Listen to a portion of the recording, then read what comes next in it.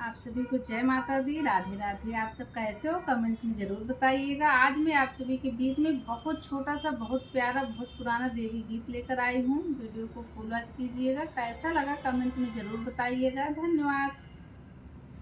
फेरा भगतन पे नजरिया है मयरिया मरीना, हे मयरिया मरीना।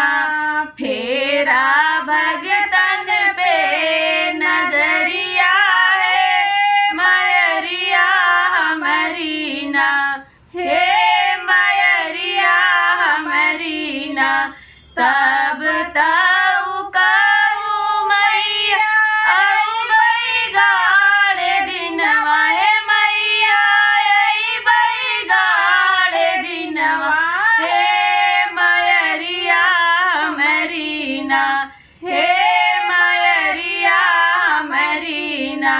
बसलू जौनपुर सहरिया है मयरिया मरीना, बसलू जौनपुर सहरिया है मयरिया मरीना। फेरा भगतन पे नजरिया है मयरिया मरीना, हे मयरिया मरीना। फेरा भगतन पे नजरिया है मयरिया मरीना।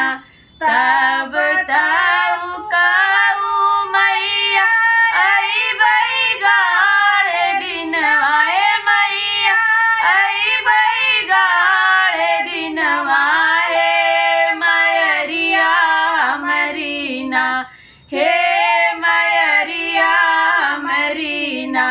बसलू विंध्याचल पहाड़िया है मयरिया मरीना, बसलू विंध्याचल पहाड़िया है मयरिया मरीना। फेरा भगतन पे नजरिया है मयरिया मरीना, हे मयरिया मरीना। फेरा भगतन पे नजरिया है मयरिया मरीना। तब ताऊ काऊ मैया आई बैगाड़े दिनवा, हे मैया आई बैगाड़े दिनवा, हे मयरिया मरीना, हे मयरिया मरीना। बसलू कटरा की सहरिया है मयरिया मरीना, बसलू कटरा की सहरिया है मयरिया मरीना। फेरा भरिया मरीना, फेरा भगतन पे नजरिया है मयरिया मरीना। फेरा भगतन पे नजरिया है मयरिया मरीना।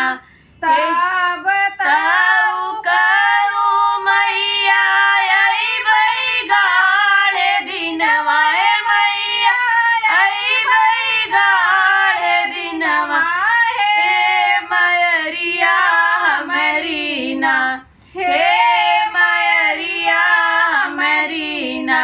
बसलू बम्बई नगरिया है मयरिया मरीना, बसलू